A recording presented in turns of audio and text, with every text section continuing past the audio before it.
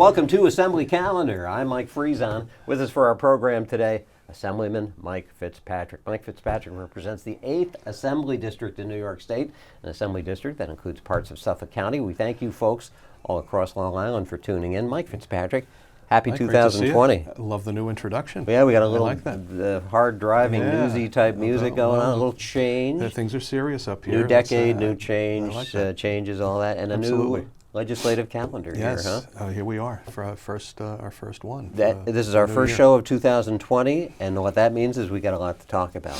You Indeed. have already heard from the governor about his agenda, his budget priorities for this year. We'll talk about that in a little bit.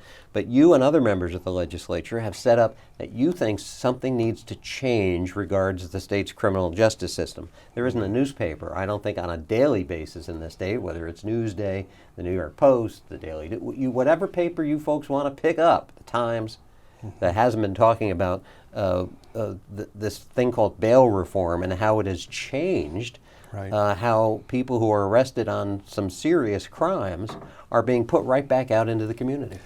It was very, very controversial. There is, I think, universal agreement that the bail system needs to be tweaked, needs to be reformed in some measure to try and help speed, the path to justice along.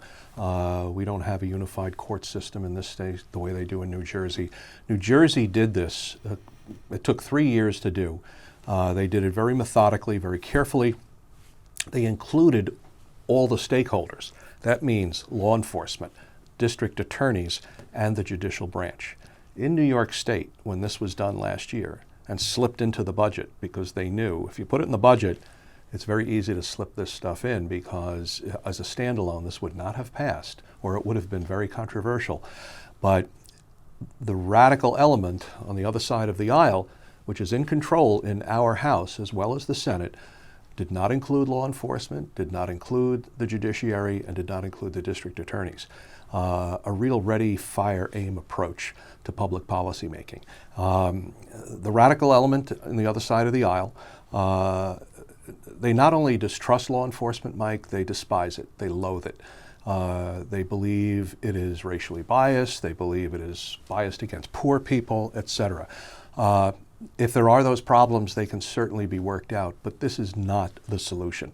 To eliminate bail for certain misdemeanors and low-level, nonviolent, quote-unquote, nonviolent offenses. We had a case not too long ago in Suffolk County on William Floyd Parkway where someone who was supposed to have gone to court did not go to court as he was supposed to on a prior case, should have been remanded to jail for that offense, was out on the street, had a car accident, and killed a young man. So people are getting hurt. And you multiply that by dozens, because here in the northern part of the state, there was an incident recently where a gentleman attacked his wife's car, the windshield, with an axe. With an axe, and right? Yes. There was a shooting, a boyfriend-girlfriend shooting in an apartment with a young child present, right, where the person was out killed. Out on bail. I mean, no bail. Can't remand them to jail. Right, back out into the community. This person can go back out. In Suffolk County, there was a sweep against MS-13, and they swept up 93 members of MS-13. Over 70 of them had to be let go under the new rules with bail reform. And that progressive wing of the legislature that you referred to earlier is accusing you and your colleagues that are bringing this to the forefront as fearmongers. Fearmongers and racists. And we're so fed up. Everything is racial to them. If they don't like something, they just, you're a racist. It's enough of this nonsense. It's absolute BS. Where do these people go? They go back to their own community and they commit crimes against whom? Their own fellow citizens, be they black, brown, yellow, white, doesn't matter. So it's not, has the system, does the system have problems? Everybody agrees that it does.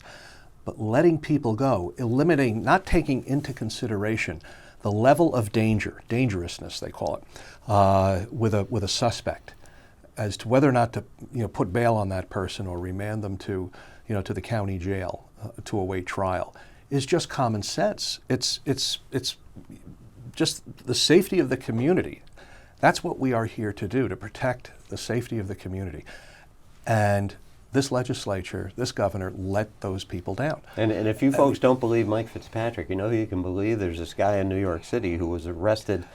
He had robbed a number of banks. Five times he robs a bank and says, I can't believe they let me out, and went ahead and did it again. What's the matter with these people? They had to use the federal system to be able to catch the guy and remand him to jail because the state system would let him go.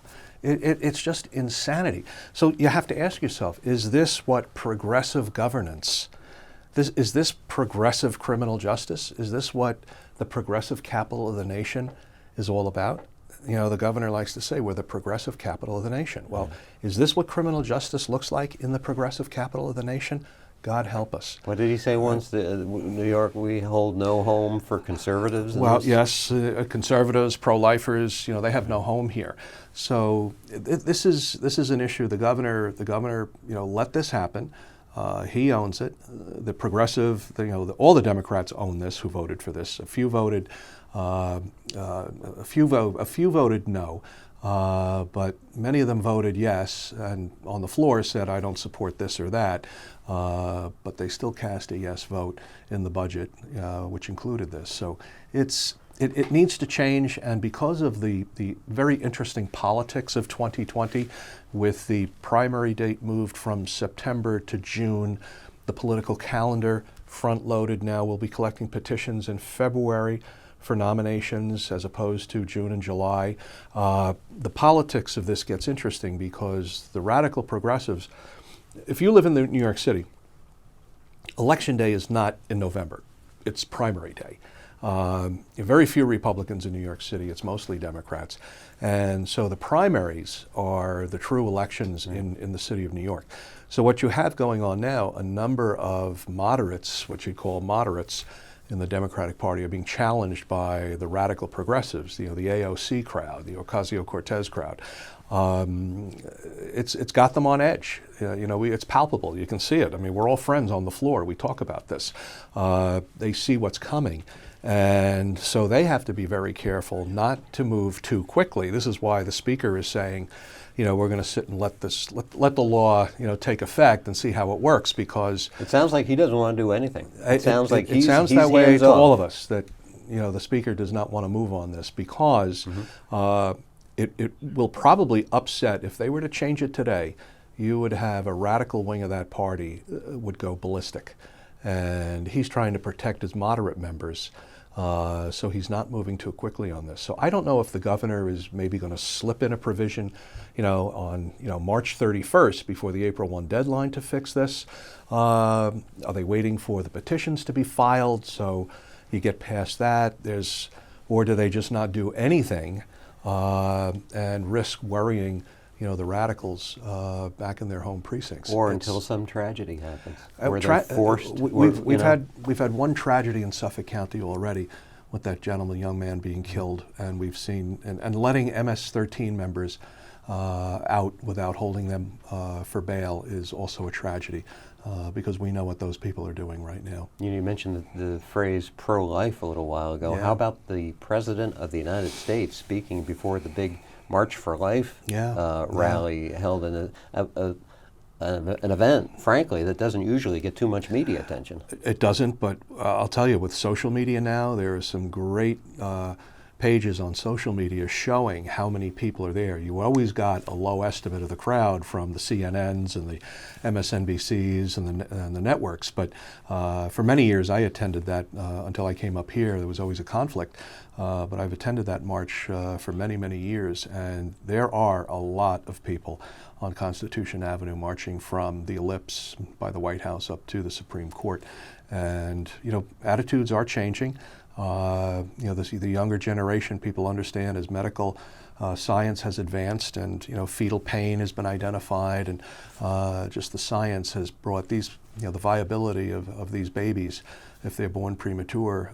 These are human beings, and the other side knows this too. But I hope someday that Roe v. Wade is overturned.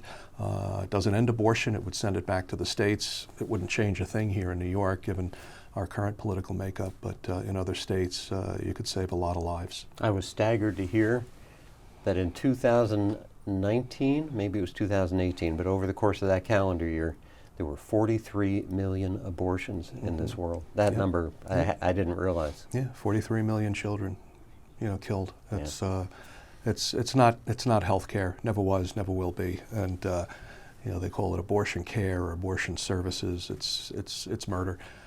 Planned Parenthood is that's their number one revenue generator is this procedure. They like to promote the fact that they do other things, but their number one service is killing babies. Next to that bail reform topic we talked about at the top of the program, all eyes are on Albany as the budget process begins here at the state capitol. As I said, you've heard from the governor, his priorities. Today, the budget hearings, the legislative budget hearings start where everybody comes and talks about what they want and where the money should go. But there's a $6 billion deficit to start the year. There's been, I guess, a little bit too much spending going on, and not enough money coming in. You've got healthcare. Healthcare spending is a significant driver of this. About $4 billion of it is healthcare related. They've expanded the Medicaid rolls, and that's part of Obamacare. New York has a very generous program, and because of that, and you have to throw in the increase in the minimum wage. Everyone is saying that's been another driver. It's driving up costs, not just at the low end, but what the minimum wage increase does is it pushes, it's called wage push inflation. It inflates the wages all the way up the stream. And that means it's more expensive to deliver Medicaid services as well. So we have this real pickle, and then on the other side you have education, the K-12 community. They're asking for $2 billion more. And so you have two sacred cows this year who, pardon the pun, the cows have come home. There's not enough money for both of them. And the state is in another pickle here because we don't have the luxury of continuing to raise taxes on the rich or the wealthy. There's a front page story in today's Wall Street Journal about how people are moving away from high tax states. Californians are going to Nevada, New Yorkers are going to Florida, Tennessee, North Carolina. Capital goes to where it's most wanted and best treated. And the tax law change in 2017 is sending a very clear message to these high tax states. You need to stop the spending because the rest of the country is not going to continue to subsidize your spending habits. So you're going to see, I think, the beginning of some changes. We have a big legislative breakfast coming up this Saturday. There'll be 400 people. It's always well attended, and it's always it does at times get spirited because some of us, like to just talk about topics that many in the audience would prefer not to talk about. But we're reaching a point now where your tax base is not growing fast enough, Mike, to keep up with your legacy costs. A lot of this is driven by these very expensive contracts, whether they be teacher contracts. The police contracts in Suffolk and Nassau are legendary. They're very expensive. And it all has the effect of driving up the pension costs. So here in Suffolk County, we have declining enrollment in most of our school districts, yet the taxes keep going up because the legacy costs keep going up. And then you have your retiree health care, which is also a huge unfunded liability as well. And we got to go about another crazy number that I heard recently. 1.4 million people have left New York State over the past decade. Yes, That's 2020 is a census. Million plus. 2020 is a census year. So we're probably going to lose a congressional seat here. At least one. We could possibly lose a second one as well. So, if this should be a wake-up call to the so-called progressives that you can't tax yourself to prosperity. And as we continue to increase the burden across the board, they think it only affects the rich. The rich are very mobile. Many of them have second residences, and a number of them have become citizens of Florida, leaving New York State permanently. So as we lose those citizens, we're putting a heavier and heavier burden on a smaller and smaller number of people. Mike Fitzpatrick, gotta go. We gotta leave too. Thanks for joining us today. Thank you folks too. We'll see you soon for our next Assembly Update.